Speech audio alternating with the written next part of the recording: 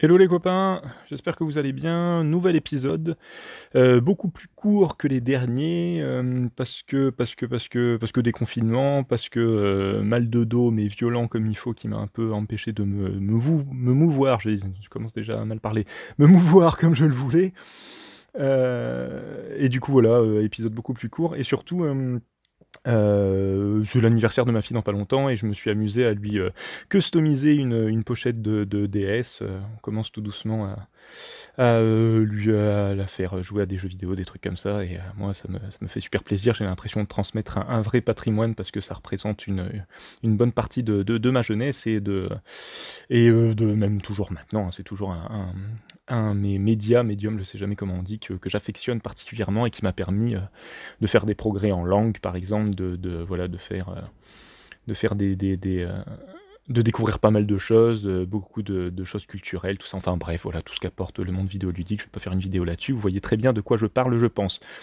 Euh, pour ce petit custom de pochette, en fait, j'ai fait plusieurs tests.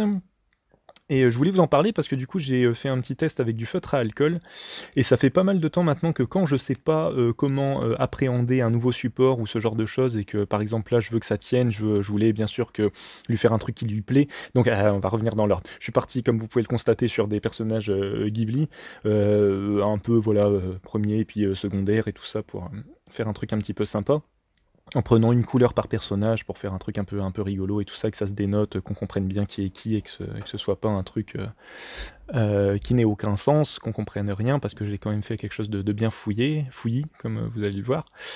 Et donc je disais, ouais, du coup, je fais à chaque fois plusieurs tests, et souvent je reviens au feutre à alcool quand je bosse sur un support que je connais pas trop et je sais pas comment ça va tenir.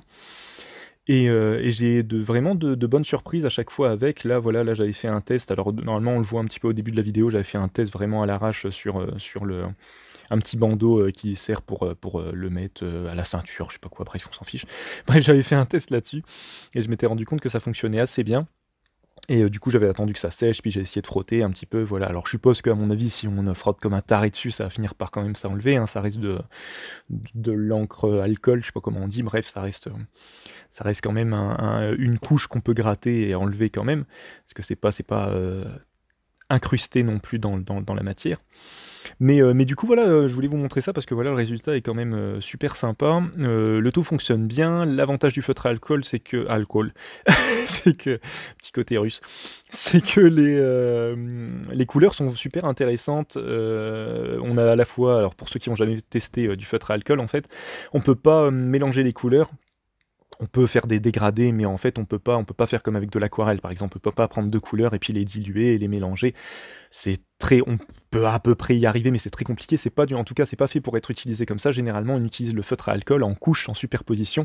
C'est pour ça que la plupart du temps, dans les feutres à alcool, vous avez très peu de couleurs quand même très opaques. Carrément, d'ailleurs, aucune couleur opaque. Vous avez des couleurs très foncées, mais peu de couleurs opaques, beaucoup de couleurs transparentes, très pastel, pour justement jouer sur la superposition, sur des teintes très légères, et superposer des couches pour obtenir le résultat que vous voulez obtenir, à la fois au niveau de la couleur, mais aussi au niveau de la transparence, de l'opacité.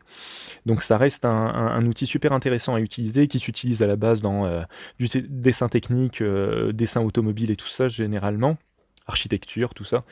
Mais voilà, qui s'utilise de plus en plus, notamment, ça s'est beaucoup démocratisé avec tout ce qui est manga et tout ça, parce que pour travailler dans le milieu, pas dans le milieu du manga, dans le milieu de la vente de matériel Beaux-Arts et tout ça. Je vois que ça s'utilise beaucoup pour ça. C'est intéressant en effet pour de la BD, pour du manga, tout ça, même si je trouve que ça fait cher pour ce que c'est. Et moi je les trouve plus intéressants à utiliser justement sur des supports un petit peu atypiques, parce que comme c'est du feutre à alcool, ça sèche très rapidement et généralement ça tient quand même beaucoup mieux que du feutre à l'eau ou un autre type de feutre quelconque.